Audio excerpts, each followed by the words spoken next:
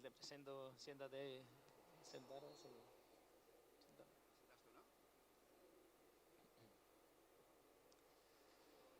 Hi to everybody. My name is Miguel Carretero. I'm the FIBUS manager. FIBUS is the corporate accelerator program from the company FA Group. And we try to help companies, startups with training, mentoring, and also with networking, with the networking of our customers network. Today, I would like to introduce you to Luis Carbajo, CEO of Vottum, which has developed a blockchain traceability platform. Please, Luis. Very much. So we start, what we have developed is a blockchain traceability platform. What is the problem today in a lot of business? We need certifications because we don't trust each other. There is multiple industries in which basically we need that someone verified information for us. You need to do that with professional certifications. You need to do that for food traceability. You need to do that for a lot of processes in businesses when necessary manage certifications. Today, certifications are managed based in paper in a digital area that looks like something that is not very useful. What we have developed is something to do that really in a very good way in a digital world. We have developed this blockchain platform. What is a blockchain platform that we have is that we basically have a middleware in which we are providing traceability of data for different businesses processes. We act as a middleware, and we track the data that we put on top of our protocol in the different blockchains, either public or private blockchains. This is very important because today in blockchain there is not interoperability without this kind of solution. In order to provide and prove what we are doing, we have different products. We are already doing certification for banks, for utilities companies. We are also tracking food in supply chain and also drugs for pharma companies. This is very important because in blockchain there is a lot of worth or buzz, but a lot of hype, but there are not too many real applications. We have them. We have already real customers, we have already solutions, and we have real products that we are providing solutions to.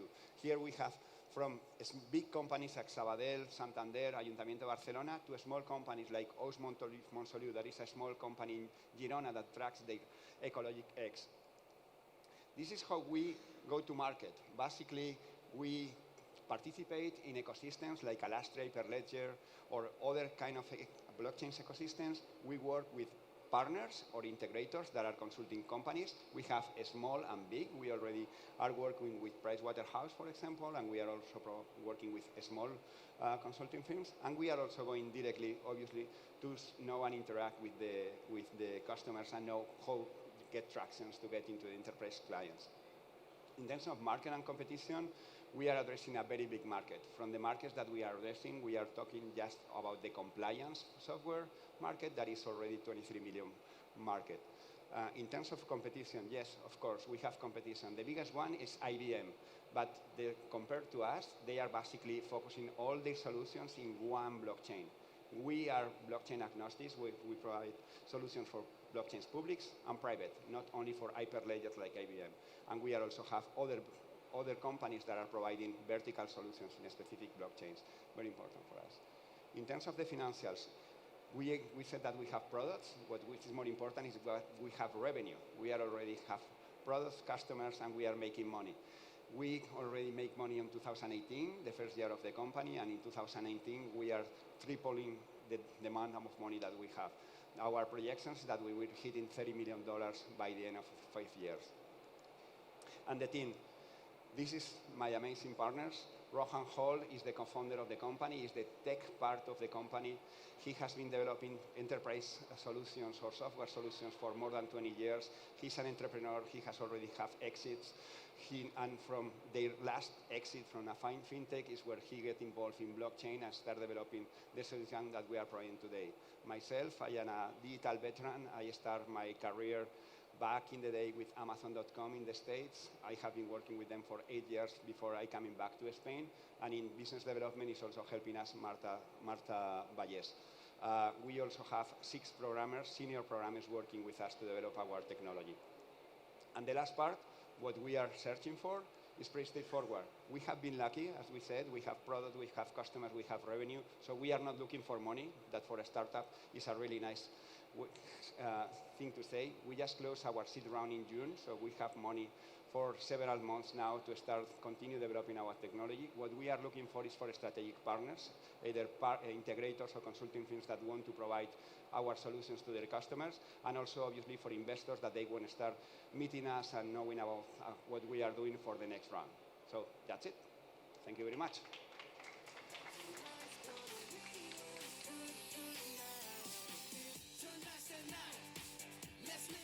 Luis. So interesting pitch. So now I would like to introduce to Andrea Bodei, COO of Infra, who will explain us about how they use artificial intelligence to detect and prevent hacking. Please, Andrea.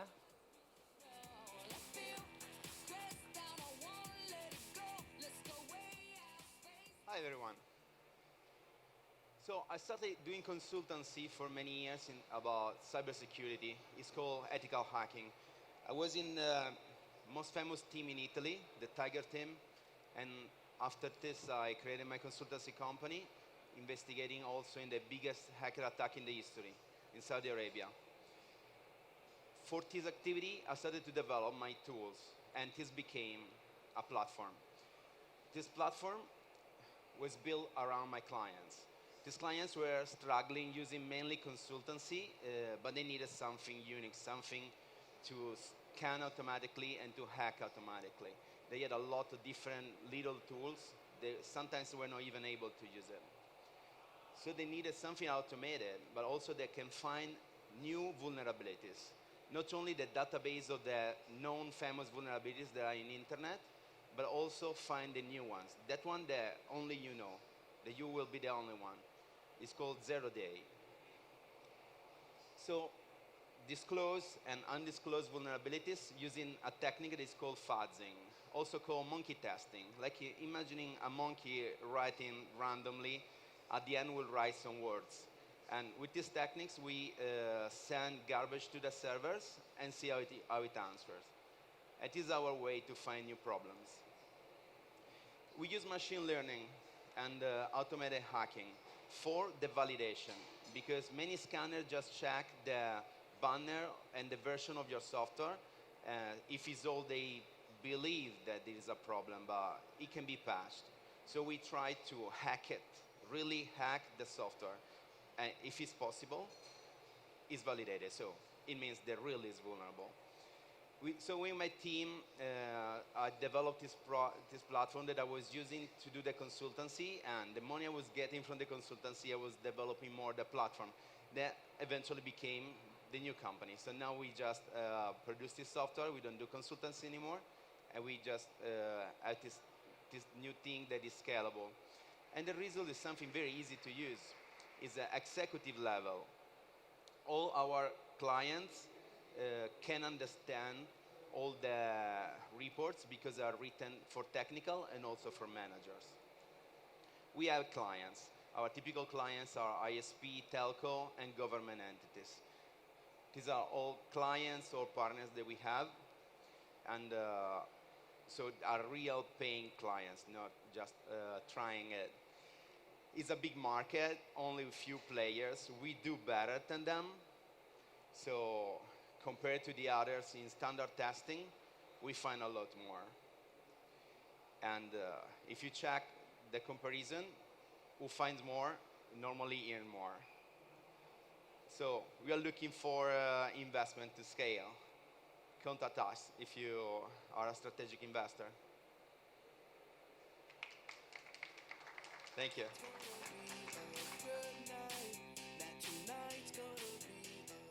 Thank you, Andrea. Now I would like to present to Julien Parlier, the CEO of Daysk. And Julien will take us about how workspaces are changing and which is their solution. Please, Julien.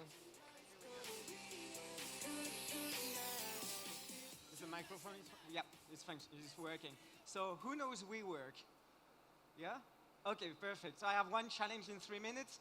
It's explaining you why WeWork is failing and why it's not a representation of the whole industry and workspace environment.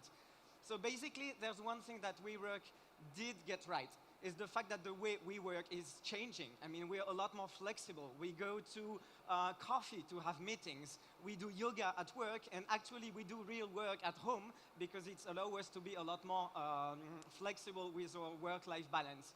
Example, what we call in Spanish, conciliación. And it's a trend that is not only impacting the workspace, real estate office industry, it's going beyond that because it's changing the way companies are working with their own employees and also with their clients or customers. Example about that. Accor, the French hospitality group, is announcing that they are changing all their lobby in their hotels, 4,000 in the world, into workspaces, flexible place where you can go to work, and they are increasing the way that they relate with their clients with that, increasing also the return on their investment in empty spaces that they had. It's not only hospitality, it's also banks. You can look at Santander, and they're expanding the work cafe concept out of Chile around the world, changing the way they build agencies. The day-to-day place that you usually go to get money out of your bank account, now you can get coffee and do networking with other professionals. SV Group, it's a competitor of Sodexo. They are reinventing the way that they build and move the canteen, the company restaurant. And they see an increase in 35% occupation just by doing that, building a co-working into this place that is usually underused. We at Daysk, we think that we can help. We can help build the digital tools that will help you as big companies make this shift and increase your inventory investment and turnover, bringing another experience with your customers. How do we do that? With white label and technology. We have built a SaaS that allow you to automate the management of your inventory spaces and build new connections with your customers. It's basically space management tools, community tools that allow you to do events, networking, and social networking inside your environment and your community of clients. And all this is easily pluggable with your already existing technologies, be it the CRM, the ERPs, and all the other layers of tech that you will have in your company. We have a business model that is fixed cost for implementation and then variable depending on the size. We can work with small co-workings and also real big networks of spaces around the world. We have already implemented into different kind of industries like Barabes, who is an innovation company from Madrid, the Barcelona Health Hub, which is an innovation hub from Barcelona, also like retailers and restaurant industries. But we are looking forward also with like science park, real estate companies.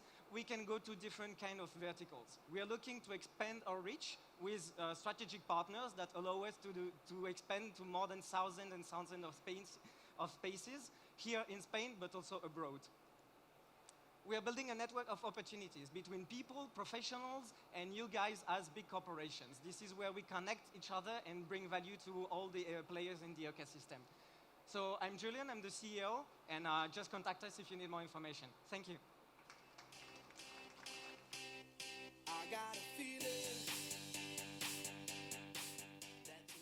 Thank you, Julian.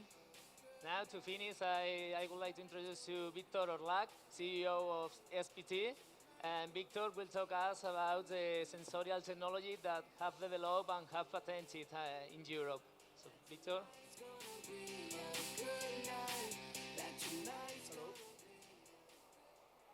Hello, good morning. Sensorial Processing Technology Barcelona is a startup spin-off with Politècnica Catalonia. We are for entrepreneurship that start to decide throwing on how people is consuming content with her multimedia device. First of all, this year, Harvard made a laboratory research and detect the deprivation of hearing loss for people that was consuming content through headphones with a lot of impact on their ears. Everyone consumes with ears the audio and consumes with eyes the video. But nobody thought that maybe the body can receive information and understood it. For this reason, our vision is introduce technologies that let another senses to stimulate and reproduce the body from someone inside seated on. For this reason, Sensorial technology right now is an embedded system that can be inside furniture like seats, sofas, or different complements inside furniture. And we decided to integrate it with 8 actuators in a gaming chair.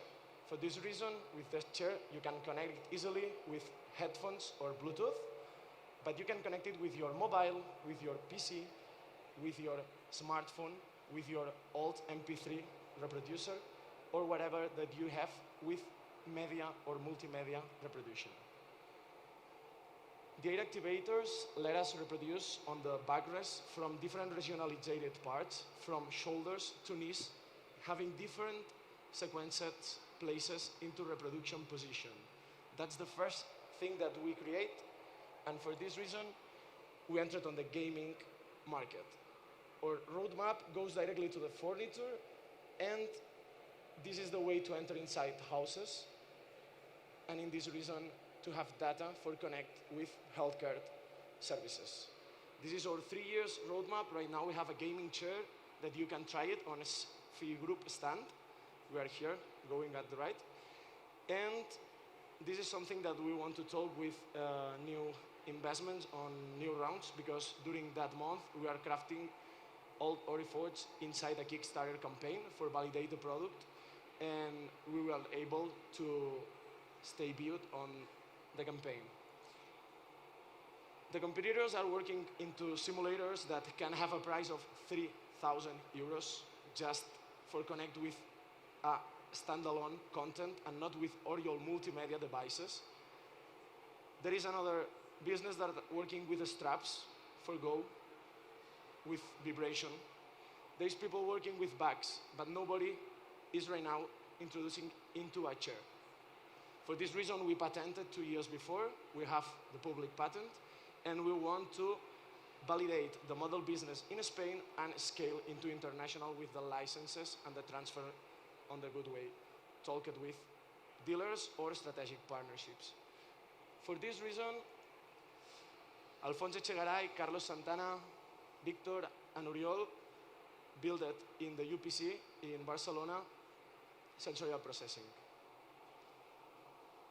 Like I explained, virtual reality headset device is our main complement, and for this reason we are here looking for some partnerships, international furniture providers, and media content producers. Thank you so much for your time, and I repeat, if you want to try it, we stay here with the chair able to talk. Thank you so much.